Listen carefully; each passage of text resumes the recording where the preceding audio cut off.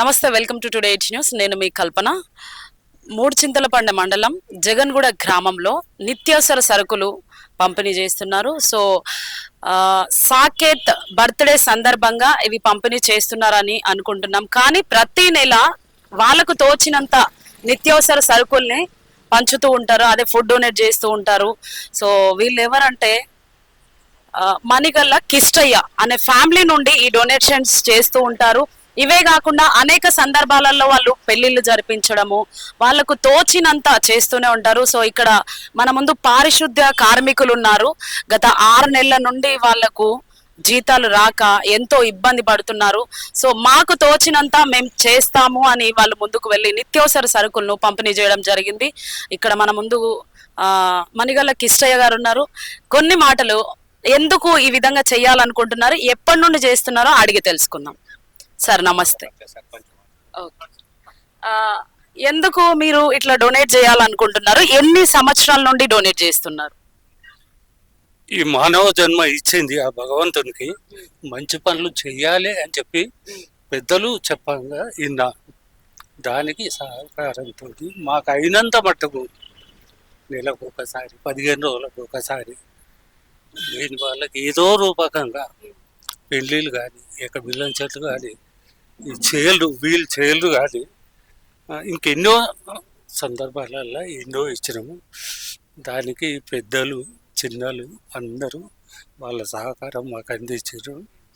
మల్లారెడ్డి గారు కూడా మాకు ఇచ్చేసిండు. ఇప్పుడున్న ముఖ్యమంత్రి మంచి పనులు చేస్తుండా చేస్తలేడా అనే ముచ్చట సంశయం. ఆయన చేసేటి మంచిగా కావచ్చు, కుండెడు తేనె చేసి ఒక నీళ్ళ సుక్క విడిచిపెట్టినట్టుగా వాళ్ళని లేని వాళ్ళను బాధపెట్టి 6 నెలలకోలే వాళ్ళని ఇచ్చేసుడు ఆయనకు ఇది కాదు. ఇప్పుడైనా దీనికి సరైన మార్గం ఇచ్చేసి వాళ్ళకు దారి చూపెట్టాలని చెప్పి నా కోరిక.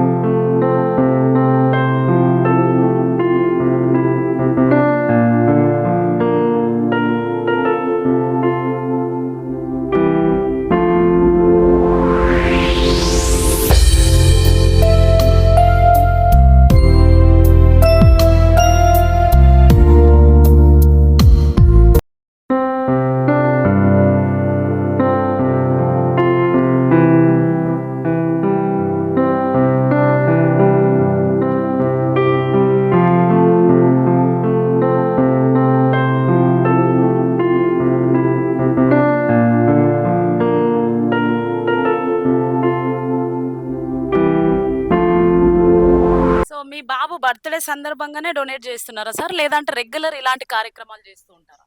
లేదు మేడం, నా పేరు శ్రీనివాస్. ఇది మాకు ప్రతి నెల మేము ప్రతి వృద్ధులకు అనేది మేము సరుకులు సరఫరా చేస్తాం. ప్రతి మంత్ ఏదో విధంగా లేని వాళ్ళకు చేయాలని కోరిక మాకు హైకోర్టు లాయర్ ఉన్నాడు, అతను మేము కలిసి చేస్తుంటాం ఇది. అలా మేము ఊర్లో కూడా వచ్చి కొన్ని వీళ్ళ ప్రాబ్లమ్స్ బట్టి ఊర్లో కూడా వచ్చి మంత్ ఊర్లో చేయడం జరుగుతుంది. ప్రతి మంత్ ఏదో ఒకటి ఉంటుంది మాకు ఇది. సో ఇక్కడ ఈ గ్రామానికి సంబంధించి, జగన్గూడ గ్రామానికి సంబంధించి సర్పంచ్ వాళ్ళు కూడా ఉన్నారు, అడిగి తెలుసుకుందాం. ఆ, ఈ ఏరియా సమస్యలు కూడా మనం కొన్ని తెలుసుకుందాం. ఎందుకంటే పారిశుద్ధ కార్మికుల సమస్యలను మనం ఇక్కడ చూస్తున్నాం కదా. ప్రభుత్వానికి వాళ్ళు ఏం చెప్పాలనుకుంటున్నారు, ప్రెసెంట్ ఉన్న ప్రభుత్వానికి అడిగి తెలుసుకునే ప్రయత్నం చేద్దాం. సార్ చెప్పండి, ఇప్పుడున్న ప్రభుత్వానికి మీరు ఏం చెప్పాలనుకుంటున్నారు? ముందుగా మా మణిగండ్ల సాకేత్ గారికి జన్మదిన శుభాకాంక్షలు తెలియజేస్తూ ఉన్నాను మీ ఛానల్ ద్వారా. అదేవిధంగా మీ ఛానల్ ద్వారా తెలంగాణ తొలి ముఖ్యమంత్రి వారి ఈరోజు మ్యారేజ్ సందర్భంగా కూడా వారికి కూడా విషయం తెలియజేస్తూ ఉన్నాం. మరి ఈ కార్యక్రమాన్ని తీసుకోవడము మా సేటు గతంలో కూడా చాలామందికి వివాహాలు కూడా చేపించడం జరిగింది. అదేవిధంగా వృద్ధులకు, హ్యాండిక్యాప్డ్ ఉన్న వాళ్ళకు కూడా వీల్ చైర్స్ పంపిణీ కూడా చాలామందికి చేశారు. అదేవిధంగా కంటి చూపుతో ప్రాబ్లం ఉన్న వారికి కంటి ఆపరేషన్లు కానీ, కంటి అద్దాలు కానీ వారన్నీ వారి సొంత నిధులతోటి చేపేయడం. ఈరోజు మరి 6 నెలల నుండి కూడా పారిశుద్ధ కార్మికులకు జీతాలు రాకపోవడం బాధాకర అంశం. మరి మేము సర్పంచ్గా ఉన్నప్పుడు కూడా కొద్దిగా లేట్ అయినప్పుడు మేము సొంత నిధులు ఇచ్చి మళ్ళీ వాళ్ళు జీతాలు పడ్డాక మేము అమౌంట్ తీసుకొని సర్దుబాటు చేసేవాళ్ళం. ఇప్పుడు అధికారుల పాలన అయిపోయింది, అధికారులు పట్టించుకునే నాదుడే లేరు. వాళ్ళు కూడా మాకు రోజు మొరబెట్టుకుంటున్నారు, కానీ మా చేతుల్లో ఇప్పుడు ఏం లేదు కాబట్టి ఏం చేయలేకపోతా ఉన్నాం. అదేవిధంగా కరోనా టైంలో కూడా ఒక మనిషికి సాయం చేసుకోవాలంటేనే ఇబ్బంది పడ్డ రోజులు. తండ్రి చనిపోతే కొడుకు ముట్టుకోలేని సందర్భాలు ఉండే. కానీ ఇదే పారిశుద్ధ కార్మికులు తెలంగాణ రాష్ట్ర వ్యాప్తంగా కానీ దేశవ్యాప్తంగా కానీ వాళ్ళు విధులు నిర్వహించుకుంటూ పలానా ఇంటి దగ్గర పలానా వాళ్ళ కరోనా పాజిటివ్ వచ్చిందంటే కూడా రాత్రి ఫోన్ చేస్తే కూడా వాళ్ళు వెళ్ళి బ్లీచింగ్ వేయడం, శానిటేషన్ చేయడం, ఎన్నో కార్యక్రమాలు చేసారు. అలాంటి వారిని ఇబ్బంది పెట్టడం మరి మనకు తగదు. కాబట్టి ప్రభుత్వం ఇప్పటికైనా కళ్ళు తెరిచి ముందుగా 1వ తారీఖే జీతాలు వేస్తారని చెప్తా ఉంటారు. ఫస్ట్ 1వ తారీఖు పారిశుద్ధ కార్మికులకు వేస్తేనే మరి మన ఇంటి ముందు చూస్తే ఈరోజు అంతా ఎక్కడికక్కడ చెత్త బేరకపోయింది. అలాంటి రోజు మన ఇంటి చెత్తను తీసుకుపోయి మనం బయట వాడాలి అంటే తెల్లారి స్మెల్ వస్తుందని చెప్పి ఇట్లా ఒక కట్టెతోటో దేనితోటో కవర్ను పట్టుకుపోయి బయటేస్తాం.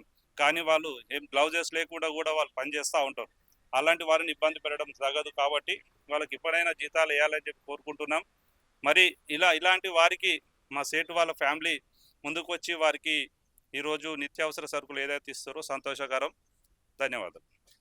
సో మీరేం చెప్పాలనుకుంటున్నారు సార్, ఇప్పుడు ఒక సామాజికవేత్తగా?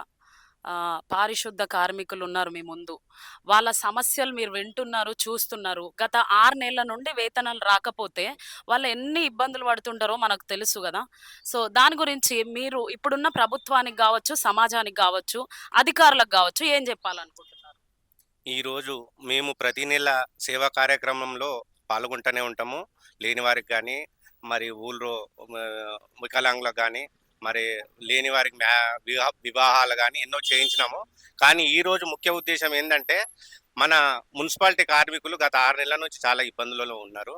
నేను నా మొత్తంలో నాది బెస్ట్ వర్కర్ ఇవ్వాలంటే మున్సిపాలిటీ కార్మికులనే అంట. ఎందుకంటే మున్సిపాలిటీ కార్మికులు లేకపోతే అసలు స్వచ్ఛతనే ఉండదు. నేను వాళ్ళను ముందుగా చూసిన తర్వాతనే ఏ డిపార్ట్మెంట్ అయినా మా గవర్నమెంట్ చూడాలి.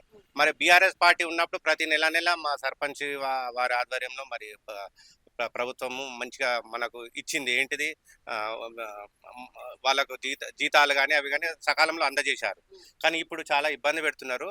నేను మా కార్యక్రమం పక్కకు పెట్టి వాళ్ళకు ఈరోజు ఈ కార్యక్రమంలో వాళ్ళతో పాల్పంచుకున్నందుకు నాకు సంతోషంగా ఉంది మేడం. ప్రభుత్వానికి నేను చేసే విన్నపం ఏంటంటే, వాళ్ళను రాష్ట్ర వ్యాప్తంగా ఉన్న కార్మికులను దృష్టిలో పెట్టుకొని వాళ్ళ సమస్యలను వెంటనే తీర్చాలని నేను కోరుకుంటున్నాను. సో కొంతమంది వాళ్ళ డిమాండ్స్ ఏంటి, వాళ్ళు ఇప్పుడున్న ప్రభుత్వానికి ఏం చెప్పాలనుకుంటున్నారు, వాళ్ళ సమస్యలు ఏంటి అడిగి తెలుసుకుందాం. అమ్మ చెప్పండి, మీరు ఎన్ని రోజుల నుండి మీకు జీతాలు రావడం లేదు? 5 రోజులు మేడం. 5 నెలల నుండి మీకు జీతాలు రావడం లేదు.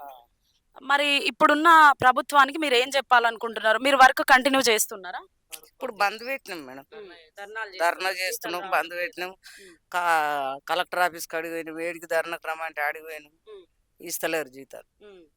మరి ఏం చెప్పాలనుకుంటున్నారు మీరు ప్రభుత్వానికి? ఏం చెప్పాలి, మా జీతాలు మాకు ఇస్తే మేము పని చేస్తామని చెప్తున్నాం మేడం. అట్లా ఏవి ఇస్తలేరు. ఇప్పుడు 2 నెలల సబ్బులు ఇస్తలేరు, బట్టలు ఇస్తలేరు, చెప్పులు ఇస్తలేరు, ఏవి ఇస్తలేరు. ఈ 5 నెలల అయితే జీతాలే ఇస్తలేరు.